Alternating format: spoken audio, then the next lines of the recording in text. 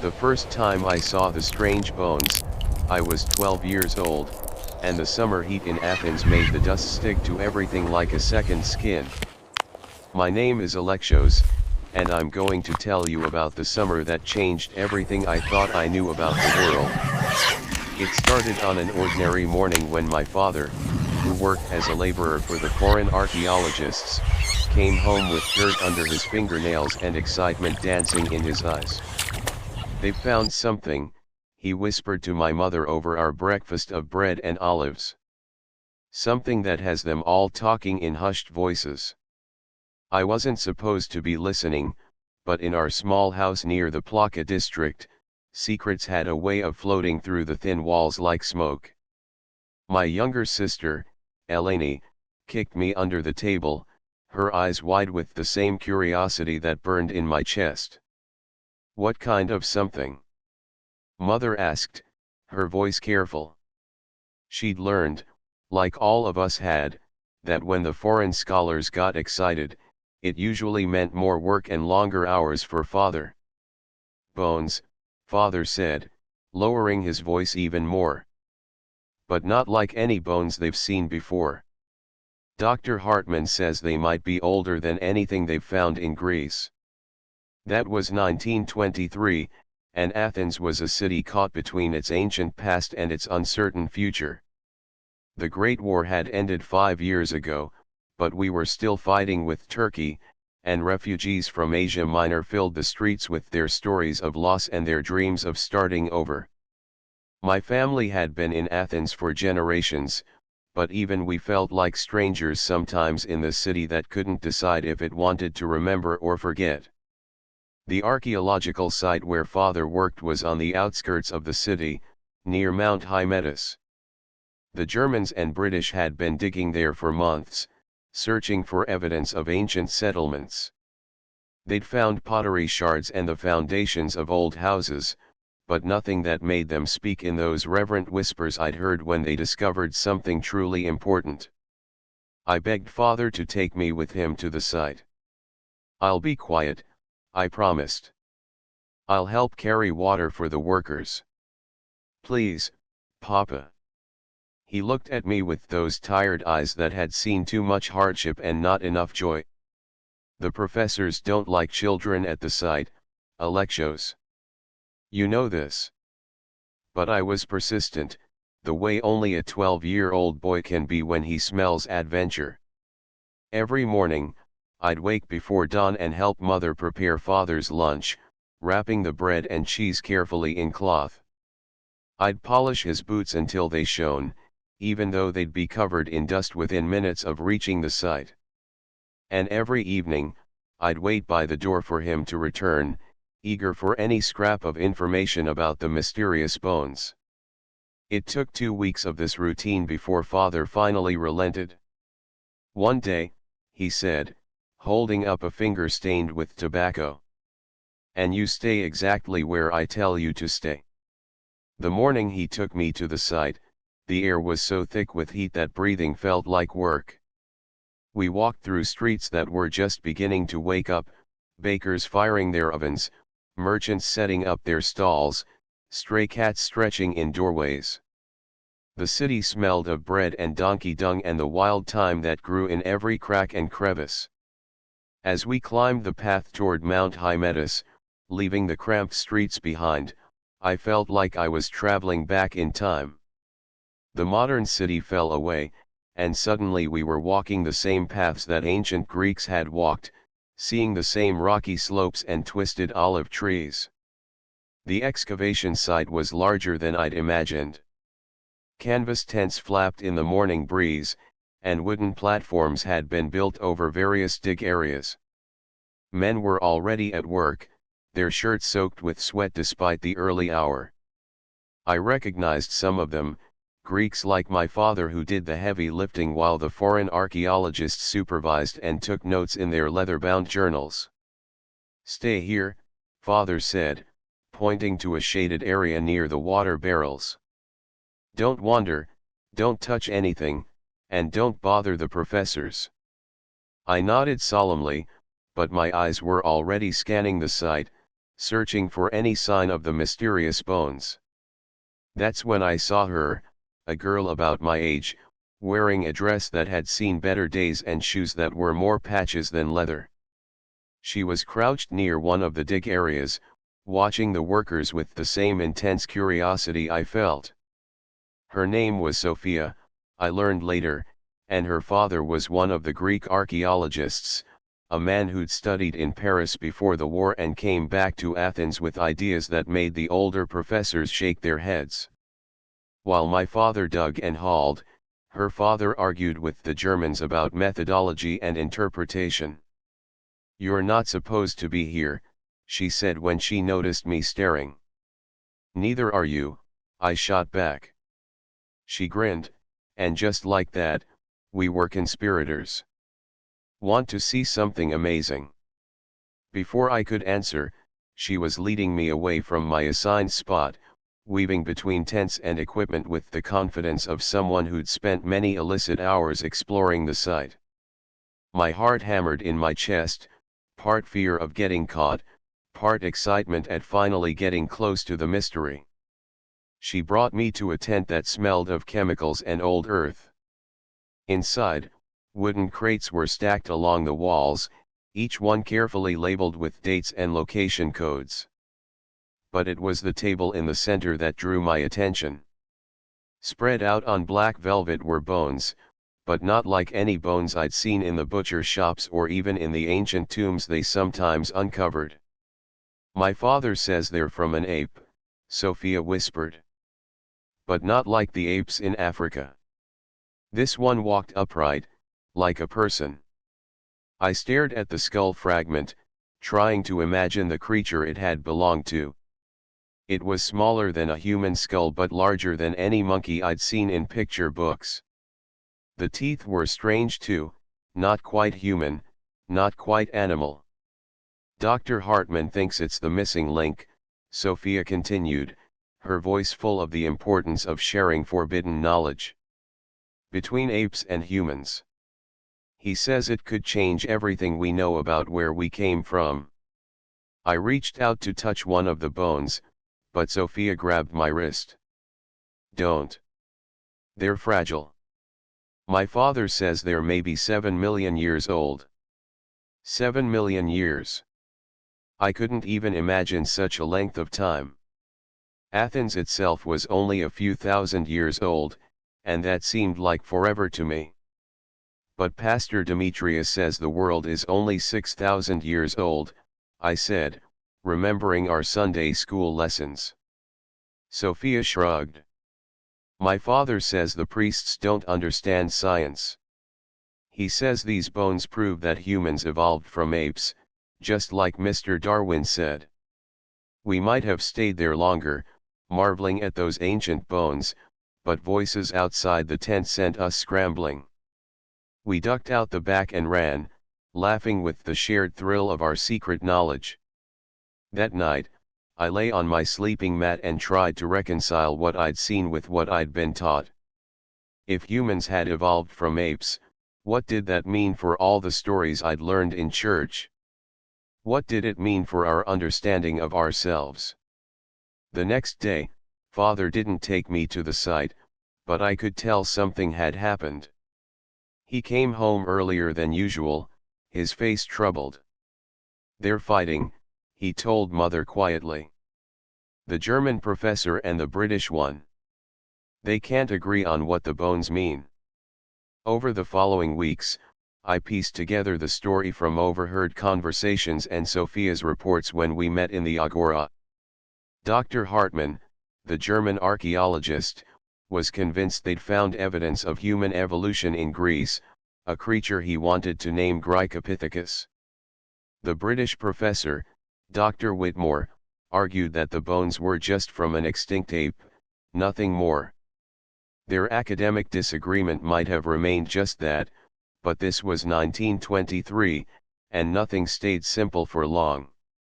The newspapers got wind of the discovery, and suddenly everyone had an opinion. The church condemned it as blasphemy.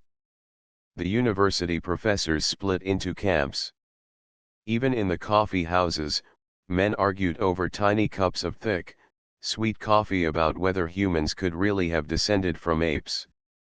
My own family was divided. Father, who'd held those bones in his hands, seemed inclined to believe the scientists. Mother, who went to church every Sunday and lit candles for our ancestors, was horrified by the idea. Eleni just wanted to know if the ape men had been hairy all over, which made me laugh despite the tension in our house.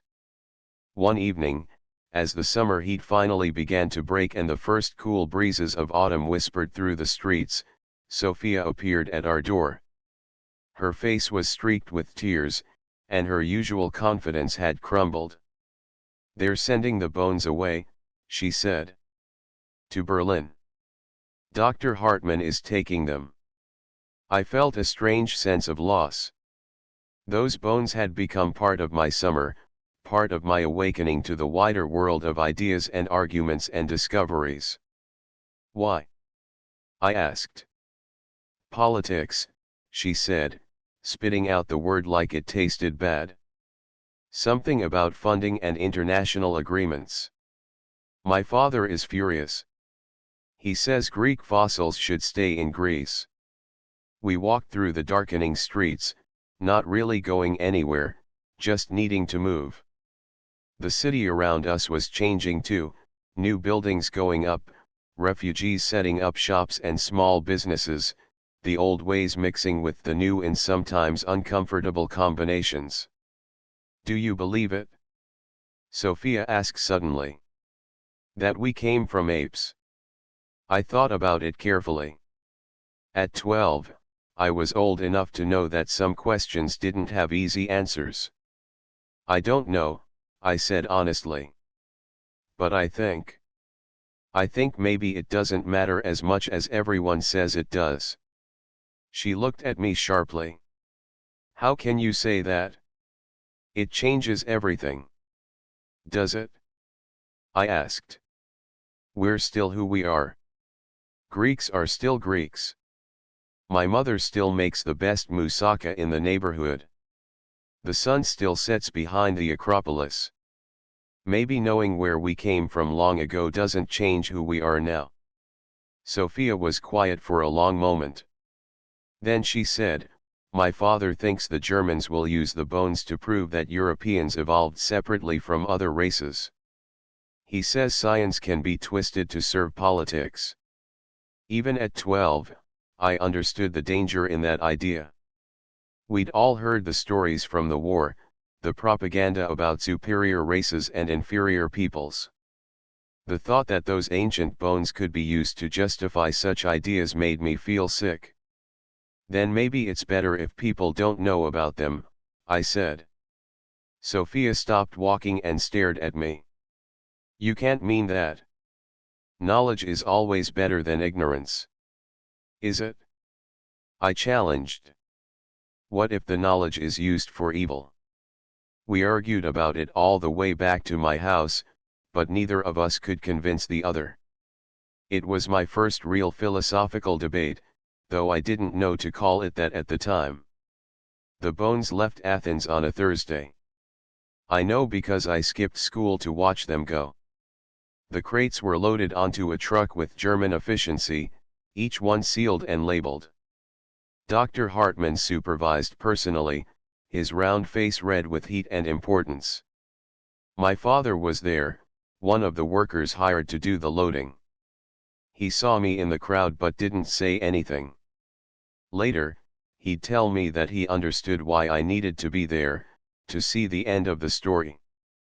But it wasn't the end, not really. The arguments continued for months. Papers were published, refuted, defended, and attacked. The bones themselves became almost beside the point, it was what they represented that mattered. Science versus religion. Progress versus tradition. Greek heritage versus international cooperation. Sophia's father wrote angry letters to newspapers, claiming that Greece was being robbed of its scientific patrimony. The church organized lectures on the dangers of evolutionary theory. My teacher, Mr. Konstantinos, tried to walk a middle line, telling us that we should learn about all ideas but think for ourselves. As autumn turned to winter, life in Athens went on. The refugee crisis worsened. Political tensions rose. The bones that had caused such controversy were forgotten by most people, overshadowed by more immediate concerns. But I didn't forget. Neither did Sophia. We'd meet sometimes after school and talk about what we'd learned, what we believed, what we questioned. She wanted to be a scientist like her father. I wasn't sure what I wanted to be, but I knew I wanted to keep asking questions. One day in December, when the air was sharp with cold and the marble of the ancient monuments seemed to glow in the weak winter sun, Sophia brought me a book. It was in French, which neither of us could read well, but it had pictures, drawings of skulls and bones, diagrams showing the proposed evolution of humans from apes. My father got it from a colleague in Paris, she said. Look at this page.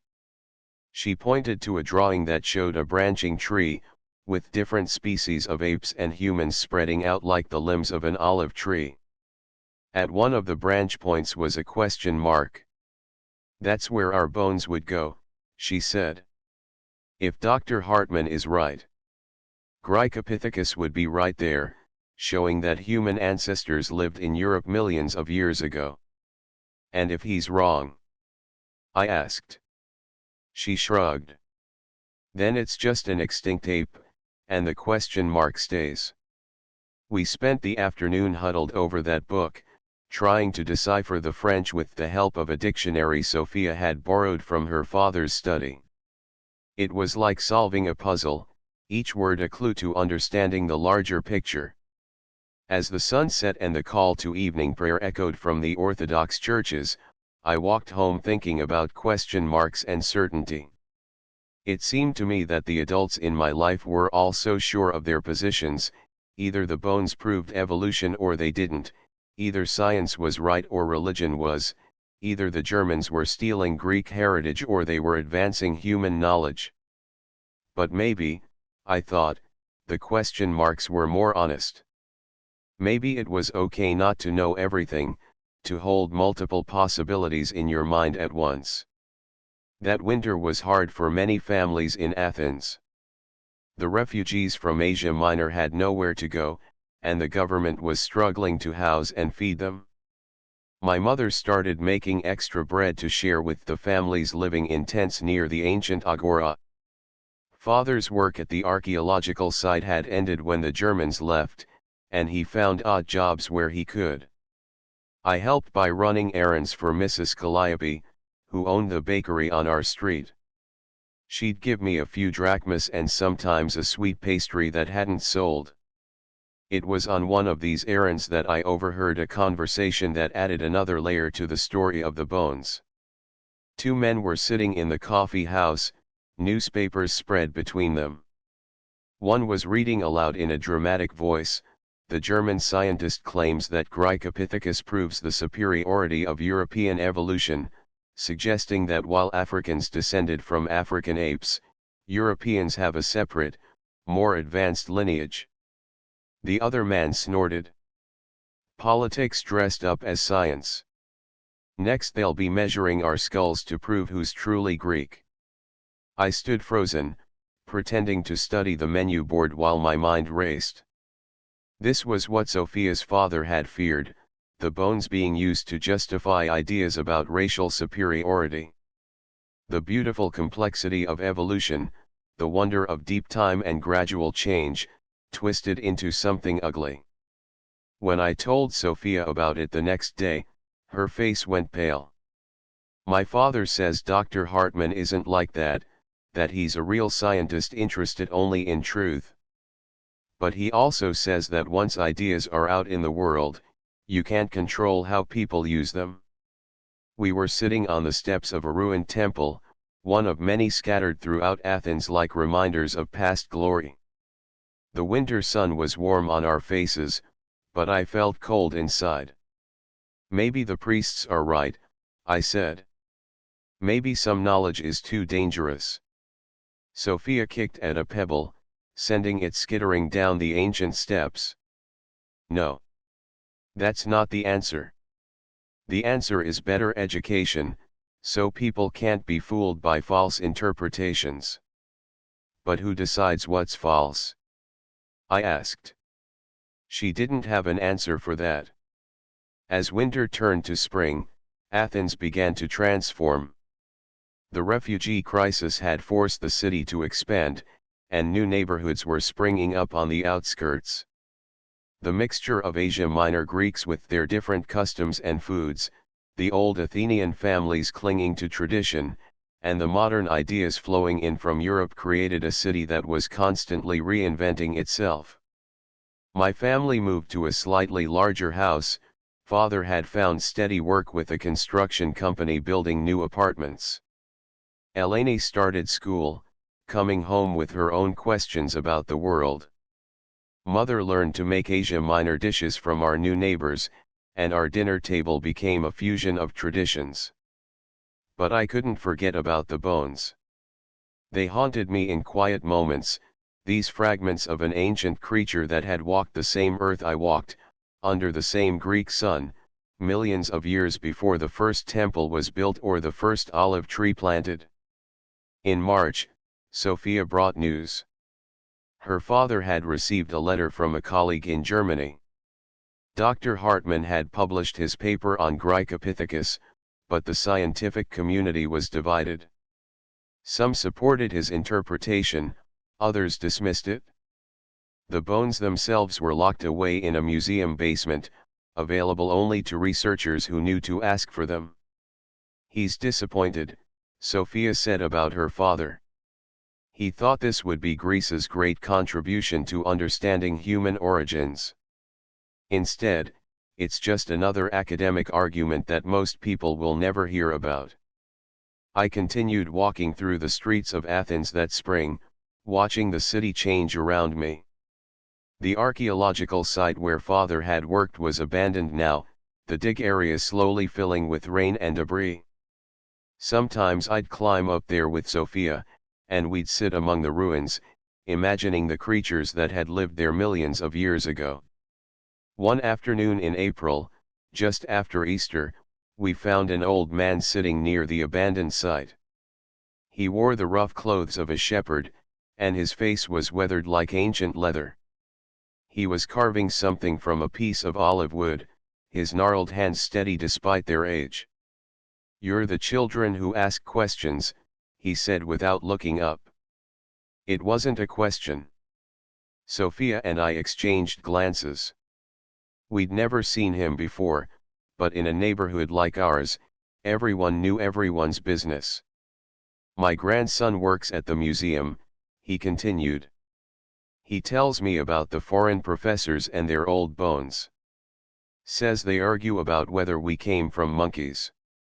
"Apes," Sophia corrected automatically. "Not monkeys." The old man's laugh was like wind through dry leaves. "Apes, monkeys, what difference does it make to the sheep? They still need shepherding. The olive trees still need tending." He held up what he'd been carving, a small figure that could have been human or ape or something in between. The ambiguity seemed deliberate. "My grandfather told me stories," he said, "about the first people who came to these hills. They came from the north," he said, "following the herds. Before them were others, and before those, others still. How far back do we go? Does it matter if we know the exact number of years?" I found myself thinking of my grandmother's stories, myths of gods and heroes, of transformations and origins. Were they so different from the scientific story of evolution? Both tried to explain how we came to be, where we fit in the grand scheme of things. "The professors think it matters," Sophia said, a bit defensively. "Ah, the professors." The old man's eyes crinkled. "They dig in the earth looking for truth. But truth isn't just in the ground.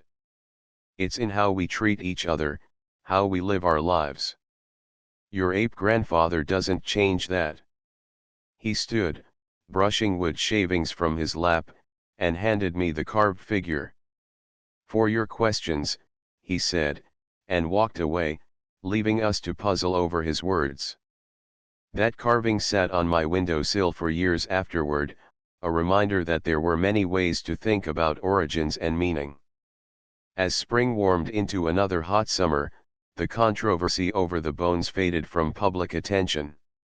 Greece had more pressing concerns: political instability, economic challenges, the ongoing integration of refugees. The question of whether an ancient ape had walked upright in Attica seemed less urgent than whether there would be bread on the table tomorrow. But in our small circle, the questions persisted. Sophia's father organized informal lectures in their home, inviting anyone interested to learn about evolution, geology, and the vast scales of time that science was revealing. My parents, after much discussion, allowed me to attend. Those evenings were magical. Professor Dimitriou, for that was Sophia's father's name, had a gift for making complex ideas accessible. He'd use everyday objects to illustrate concepts: sugar cubes dissolving in water to show erosion, a branching candlestick to demonstrate evolutionary relationships, layers of baklava to explain geological strata. Science, he'd say, isn't about destroying faith or tradition. It's about understanding the natural world through observation and evidence. The two can coexist. Not everyone agreed. One evening, a young priest attended, sitting stiffly in the corner. After the lecture on fossil dating methods, he stood. "Professor," he said, his voice carefully controlled, "how do you reconcile these ideas with the teachings of the Church?" Professor Dimitriou smiled sadly. "I don't try to reconcile them, Father. I hold both truths, the spiritual and the scientific, and let each inform my life in its own sphere." "But they contradict each other," the priest insisted.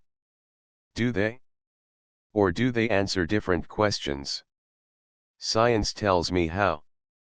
Faith tells me why." The debate that followed was passionate but respectful, and I learned that night that it was possible to disagree without becoming enemies. The priest left unconvinced but thanked the professor for his time. They even shook hands at the door. By midsummer, I was 13 and feeling the pull of adolescence. My voice cracked at embarrassing moments, and I was suddenly aware of girls in a way that made me awkward around Sophia.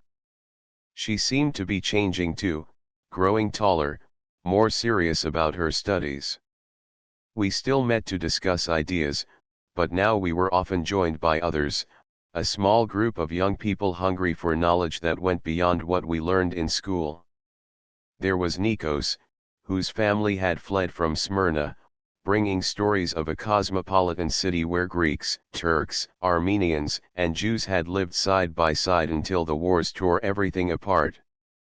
There was Maria, daughter of a communist who whispered about revolution and equality. There was Petros, who wanted to be a doctor and peppered Professor Dimitriou with questions about anatomy and evolution. One evening, as we sat in the Dimitriou's courtyard under a grape arbor, the conversation turned to what had become of the famous bones. "I've had a letter from a colleague in Berlin," the professor said. "The specimens are being studied, but quietly. The political situation in Germany is complicated. Science is becoming politicized in dangerous ways." "What do you mean?" Nikos asked. The professor chose his words carefully. "There are those who want to use science, or pseudoscience, to justify their political beliefs about race and nationality. The idea of European apes evolving into Europeans, separate from other populations, it feeds into dangerous narratives. But that's not what the bones actually show, is it?" Maria asked. "No. If anything, They show the complexity of evolution, the way populations moved and mixed over millions of years. But people see what they want to see, even in ancient bones. The conversation stayed with me as I walked home through streets that smelled of jasmine and cooking oil. Athens itself was proof of how populations mixed and changed, ancient Greeks and Romans, Byzantines and Ottomans, and now the refugees from Asia Minor, all leaving their mark on the city's stones and its people's faces. That August brought a heat wave that made the city shimmer like a mirage. The archaeological sites shut down during the hottest hours, and even the cats sought shade. It was during this oppressive heat that I made a discovery that brought the question of the bones back to the forefront of my mind. I was helping clean out a storage room at the museum where Sophia's father worked, a job he'd arranged to give me some pocket money. In a dusty corner, I found a box of photographs from the excavation. Most were technical shots of dig sites and pottery fragments, but at the bottom was a different kind of photo. It showed Dr. Hartman and my father standing together at the site, both smiling. My father held something in his hands, a fossil, carefully cradled. On the back, someone had written in German, and below that, in Greek, the moment of discovery, Graecopithecus, July 1923. I stared at that photo for a long time. My father had never told me he was there at the actual moment of discovery. He'd held those controversial bones in his hands before they became a symbol of scientific debate and political manipulation. That evening, I showed him the photograph. His eyes grew distant as he looked at it. "I remember," he said softly. "It was just another day until we found them." The German professor was so excited he forgot his Greek and started shouting in German. None of us understood, but we knew it was important. "Why didn't you tell me you were the one who found them?" I asked. He shrugged. "I didn't find them.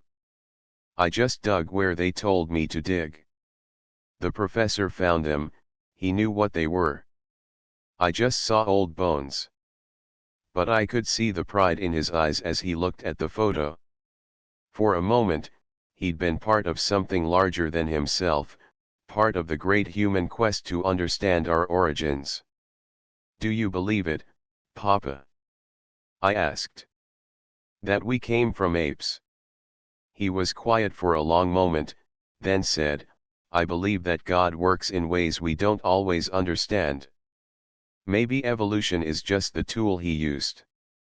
Maybe the 7 days of creation were 7 ages, each lasting millions of years.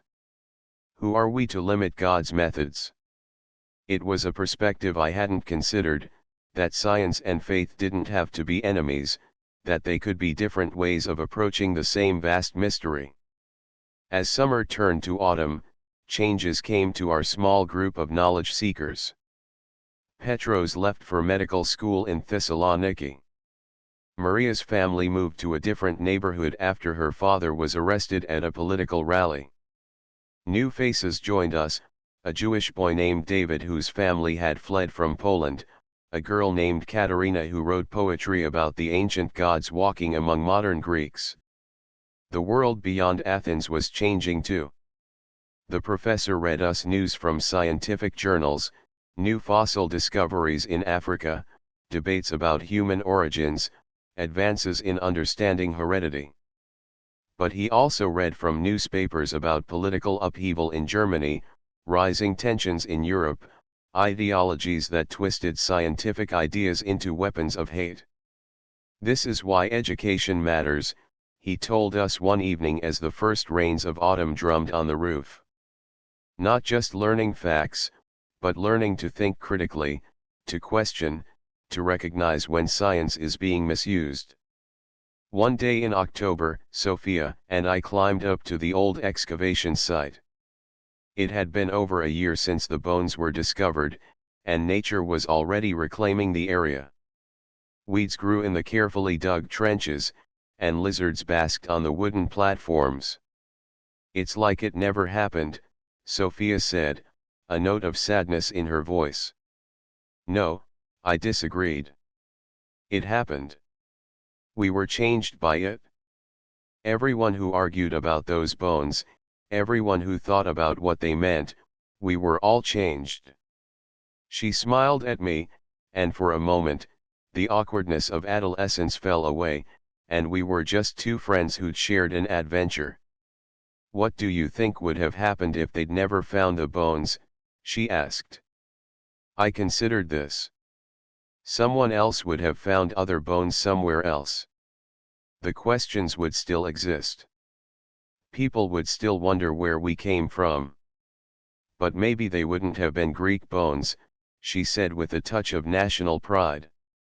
Maybe Greece wouldn't have been part of the story of human evolution. We sat in comfortable silence, watching the sun set over Athens. The city spread below us, layer upon layer of history, ancient marble and modern concrete, Byzantine churches and neoclassical buildings, all jumbled together like fossils in stone. That winter, Professor Dimitriou received troubling news from his colleagues in Germany. The political situation was deteriorating, and Jewish scientists were being dismissed from universities. Some were fleeing to other countries, carrying their knowledge and their questions with them. Science has no nationality, the professor said, but his voice was heavy with the knowledge that not everyone believed this. The bones of Graecopithecus, we learned, had been moved again, this time to a more secure location. There were fears that they might be destroyed or hidden away by those who didn't like what they represented. The idea that political ideology could threaten scientific specimens seemed absurd to me, but the professor assured us it had happened before and would happen again. As 1924 drew to a close, I reflected on how much had changed since that hot summer day when I first heard about the strange bones. I was taller, my voice had finally settled, and my understanding of the world had expanded in ways I couldn't have imagined. The questions raised by Graecopithecus hadn't been answered, if anything, they'd multiplied. But I'd learned that this was how knowledge grew, not in straight lines but in branches and tangles, like the evolutionary tree Sophia had shown me in that French book. On New Year's Eve, my family gathered with others in our neighborhood to welcome 1925. As midnight approached, I found myself on our roof, looking out over the city.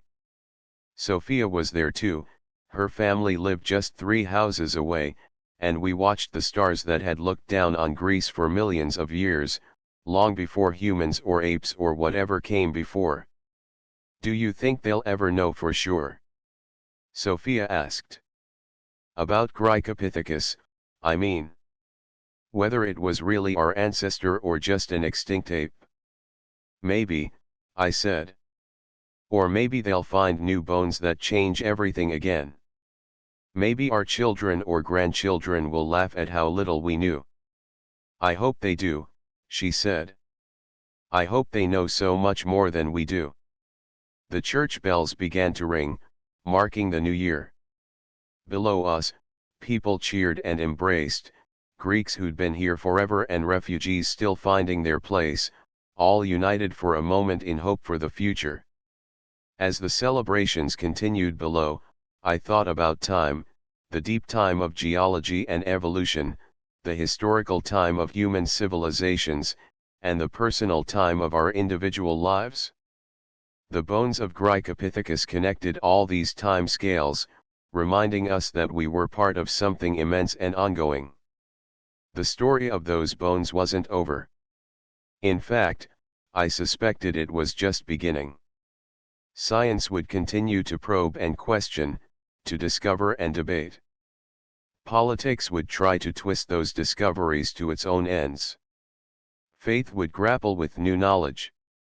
And people like Sophia and me would try to make sense of it all, to find meaning in the vast sweep of time and change. As we climbed down from the roof to join our families, I carried with me the carved figure the old shepherd had given me. It was smooth now from handling, its ambiguous form a perfect symbol for all we didn't yet understand. The next morning, the first day of 1925, I woke to find snow falling on Athens, a rare event that transformed the city into something magical and strange. The ancient monuments wore caps of white, and children who'd never seen snow ran through the streets in wonder. I met Sophia at our usual spot, and we walked through the transformed city, our footprints mixing with countless others in the fresh snow. We talked about our plans. She still wanted to be a scientist, and I was beginning to think I might want to be a teacher, to pass on not just knowledge but the love of questions. As we passed the museum where her father worked, we saw him through the window, bent over his desk, surrounded by books and papers. He was still fighting his quiet fight for truth and understanding, still believing that knowledge could overcome ignorance and fear. "He's writing a book," Sophia told me, "about the importance of scientific literacy in a democracy.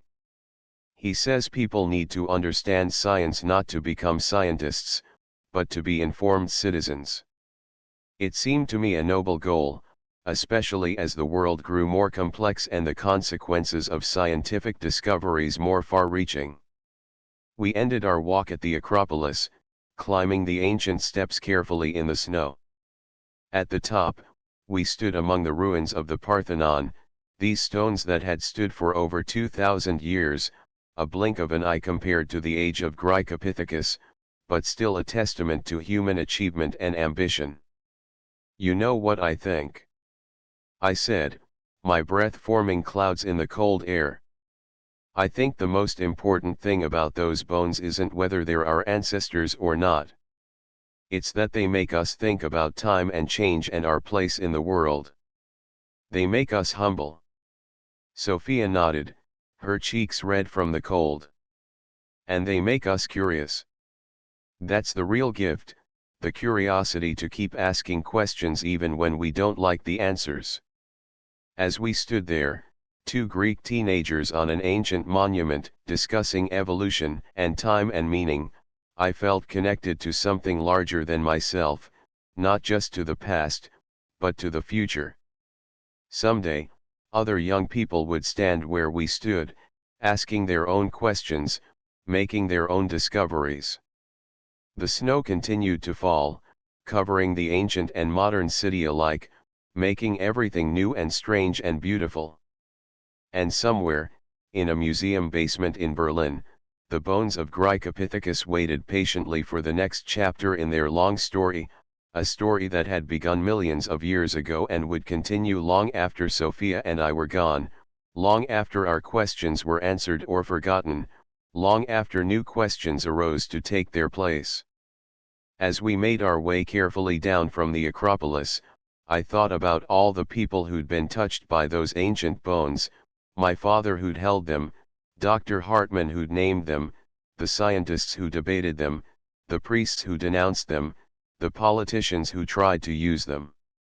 Each had seen something different in those fragments of the past, each had brought their own hopes and fears and beliefs to bear on their interpretation. But the bones themselves remained silent, keeping their secrets, reminders that the earth was old and full of mysteries, that we humans were newcomers to an ancient story, and that the search for understanding was perhaps more important than any final answer. The snow had stopped by the time we reached my house, and the sun was breaking through the clouds, making the white streets sparkle. My mother had soup waiting, and Sophia stayed to eat with us, the warmth of the kitchen a welcome relief from the cold. As we ate, Eleni peppered us with questions about what we'd seen and done, her 8-year-old curiosity insatiable. I found myself telling her about the bones, simplifying the story but not avoiding the difficult questions it raised. "So we might be related to monkeys?" she asked, her eyes wide.